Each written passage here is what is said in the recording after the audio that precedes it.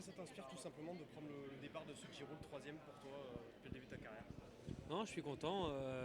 Voilà, c'est un grand tour, c'est toujours très excitant d'y participer. Le Giro, voilà, j'y reviens après 2 années sur le tour, donc non, c'est cool. Ouais.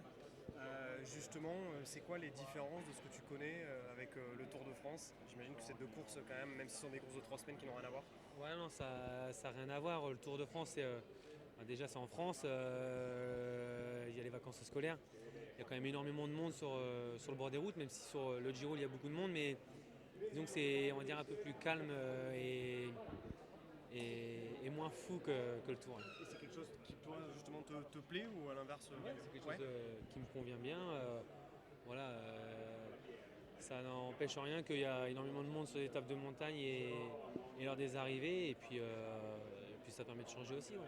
Dans quelle étape tu arrives sur ce Tour d'Italie? Je me sens bien, j'ai bien travaillé. Voilà, j'ai digéré aussi les classiques qui n'ont pas été forcément extraordinaires.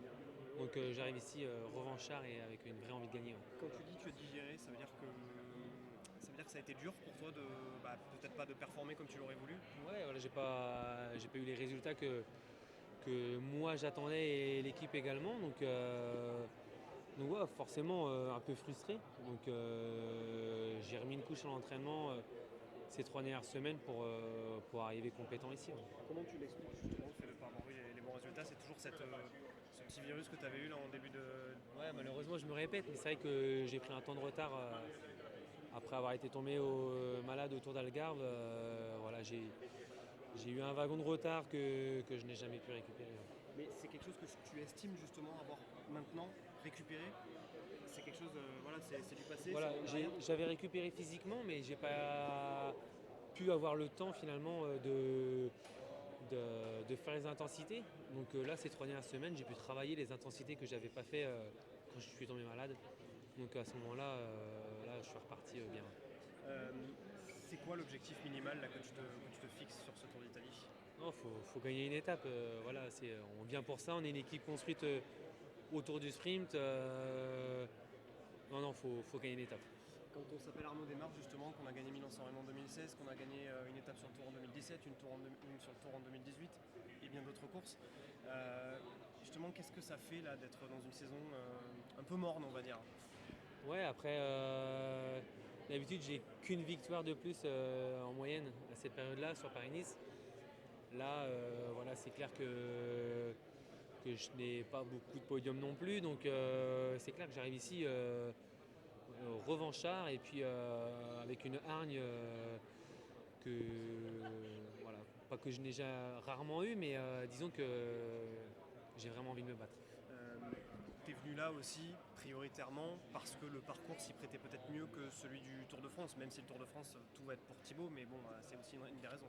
Oui, voilà, quand j'étais à la conférence du Tour de France au mois d'octobre, j'ai vu le parcours.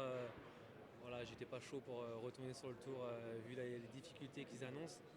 Donc j'ai regardé le Giro, l'équipe voilà, ça a arrangé un peu tout le monde que je vienne sur le Giro. Moi j'étais très emballé à venir. C'est aussi le premier Giro pour Jacopo Guarnieri.